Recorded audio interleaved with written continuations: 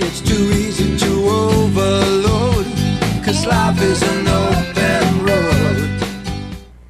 Hey, welcome back to Just a Gypsy with Nick Russell.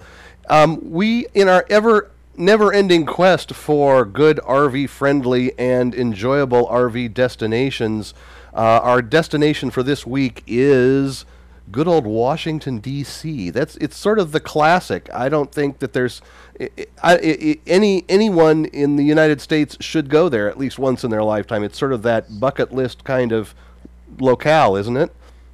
Definitely so. There's so much to see and do in Washington, D.C. that you could never do it in one trip, but at least make one trip. But I think you'll find you'll go back over and over. Now, the last trip that you took up there, you've done mostly the tourist, basically the basic tourist stuff, nothing especially necessarily RV oriented. But of course, here's a shot of the Capitol building, and now one of the things you have to do, I think, when you visit the Capitol, if you want to get tickets, what do you do to actually take the tour? You get those, or do you have to get those from your congressman, or how does that?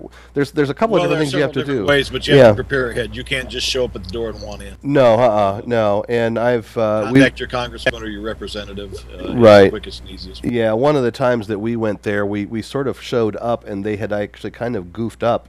I was at the congressman's office, but I was with my 6-year-old daughter, and one of their interns took us on a personal tour of the Capitol from, below ground, and all kinds of. Sometimes the screw-ups actually pay off, and we ended up with a. We've gotten a few of those. Yeah, really wonderful. Actually, it was better than a guided tour as a group or anything like that, because we just got to see places that most people don't. But even if that's not what you get, it seems to me that, of course, the Capitol building itself is just loaded with history. It's smelly with history, as they say. And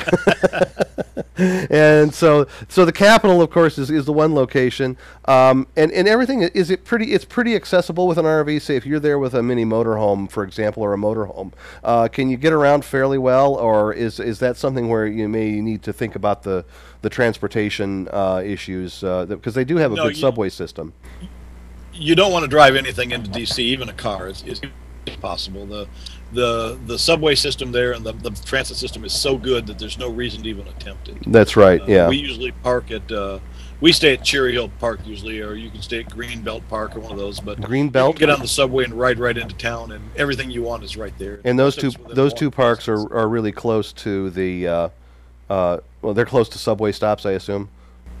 Actually, Cherry Hill Park, which is a commercial park in College Park, Maryland, the bus comes right into the park, picks you up, takes you to the metro station, and you go from there, and it picks you up and brings you back. So, right, to me, it's the most convenient place to go. Right, and it's very easy to find because they mark where the tourist areas are, which are going to be the Capitol Mall and the White House and all that stuff. I mean, most of that stuff is in a fairly contained area.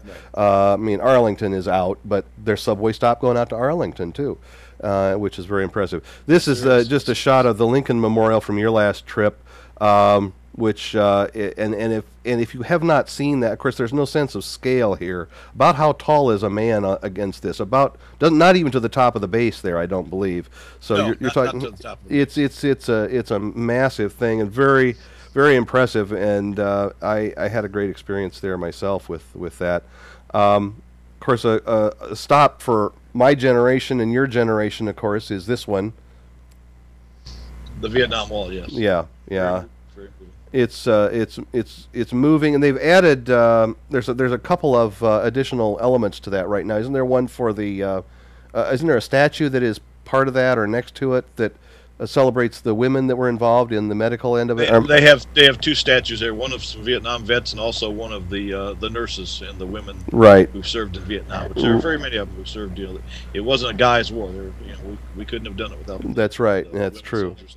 Yeah, and it is pretty. I mean, I had even if you don't know anyone on the wall, it's a very moving kind of thing to look at and see.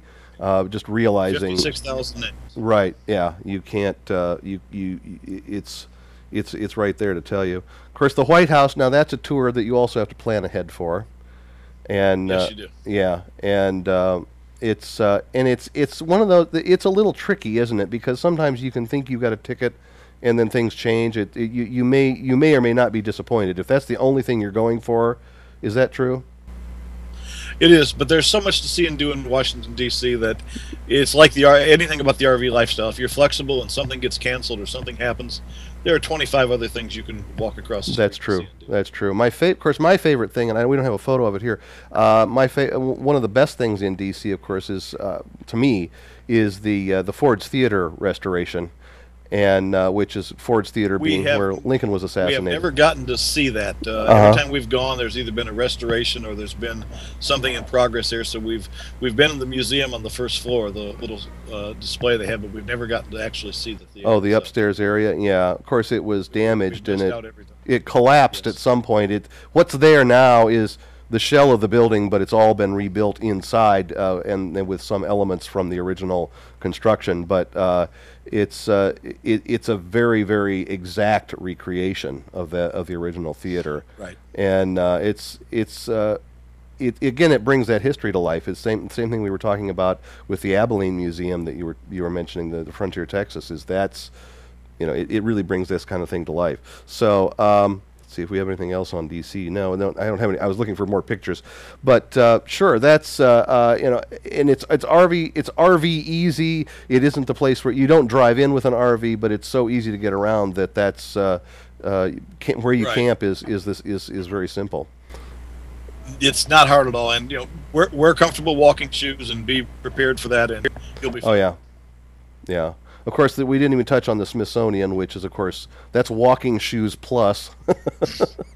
Well, and people say the Smithsonian. There's actually several Smithsonian museums. Sure, not yeah. just a museum. There's right. the American history, which is our favorite. There's the natural history, the air and space, the Indian Museum.